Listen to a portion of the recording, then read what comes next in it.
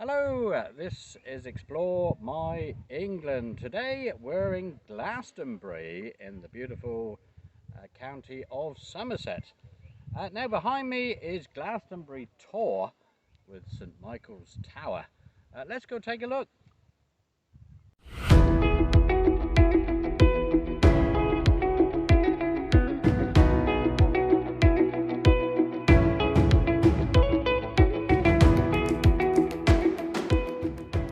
Glastonbury is a town located in southwest England in the county of Somerset.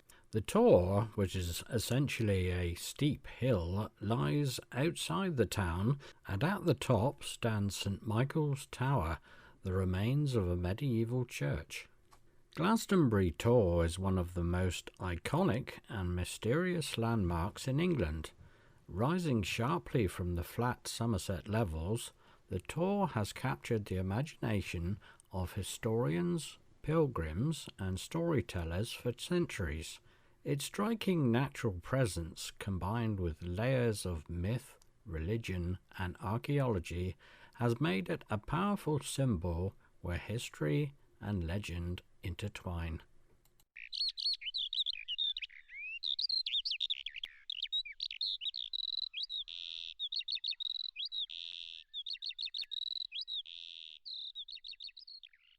The most visible historical feature of Glastonbury Tor is the tower at its summit, St Michael's Tower. This structure is all that remains of a medieval church dedicated to St Michael, built in the 14th century.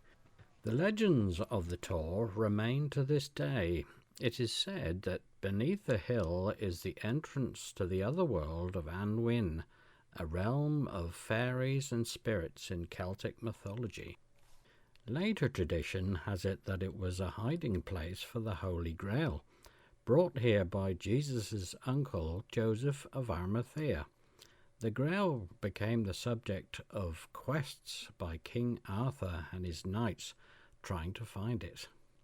Another story deeply embedded in legend is the famous myth that connects the Tor with Avalon, the mystical island from Arthurian legend. Avalon was said to be the place that appeared as an island amongst the Somerset levels, which are prone to flooding.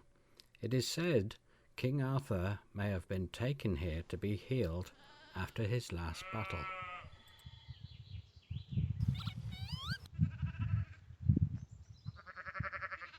At the foot of the Tor is the Siren Stone, also known as the Bridley Bell, which marks the route of the pilgrimage between Wells and Glastonbury, and is one of 9 stones on the route.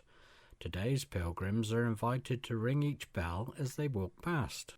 The stones are fairly modern in origin and were placed as part of a project to commemorate the millennium.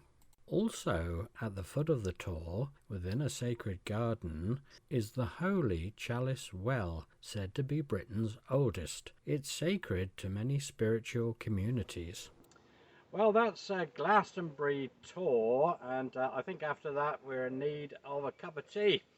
And then we'll go and explore Glastonbury Town and the wonderful Abbey you can see behind me. The large tower on the High Street in Glastonbury belongs to the beautiful St John the Baptist Church, which dates back to 950 AD. The present tower was built in 1475, and today's visitors are welcome to a place of peace and refreshment, both physical and spiritual. In 2007, after the determined efforts of Sig Longram, and created by the community, the Tercentennial Labyrinth was laid in the grounds of the church in local blue lias stone. It celebrates Glastonbury receiving its town charter from Queen Anne in 1705. Also located on the High Street with a Tudor facade is Glastonbury Tribunal. Thought to have once been the courtroom for Glastonbury Abbey, today it houses the Lake Village Museum.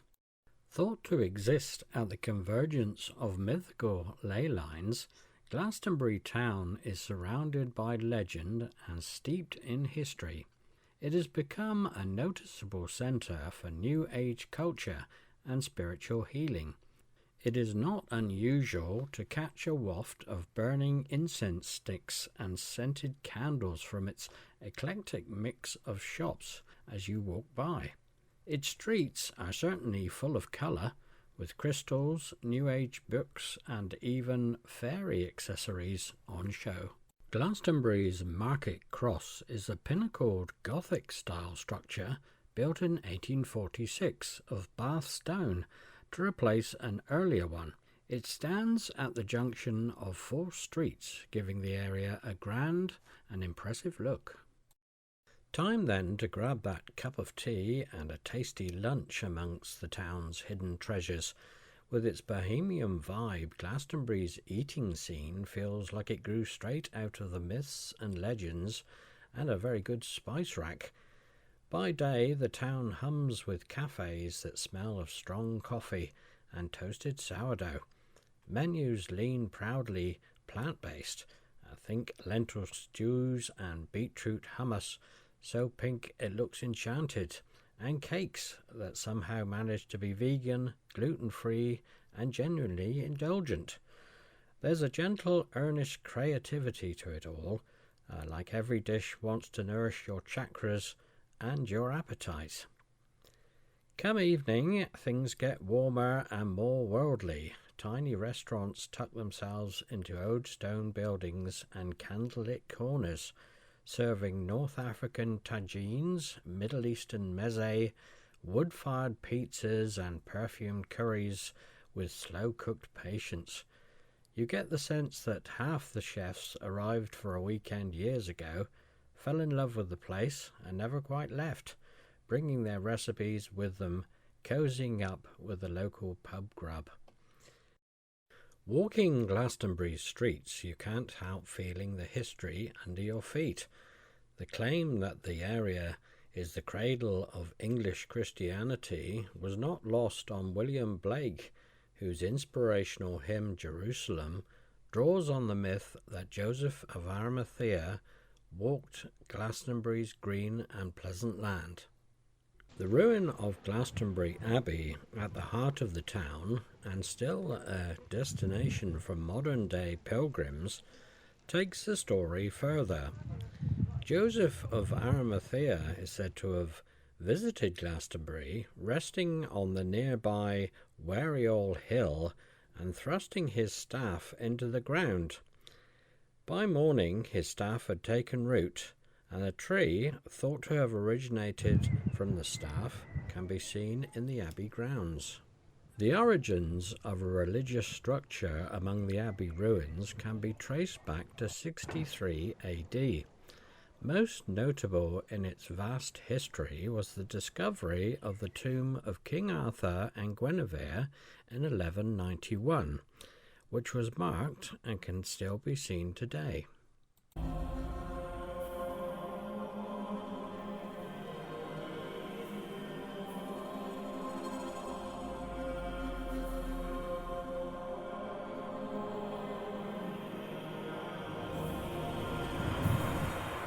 So, most of you, of course, will know Glastonbury for what goes on behind me here in those fields here at Worthy Farm. And that's Glastonbury Festival, of course. And as you can see there, they're just getting ready for the festival this summer. Glastonbury Festival is known worldwide, and lots of big names have performed on its famous pyramid stage. And festival goers can experience every imaginable genre of music. Now, Somerset is also famous for its carnivals, and Glastonbury is no exception. They have a huge carnival in the town, and it stretches over a mile long.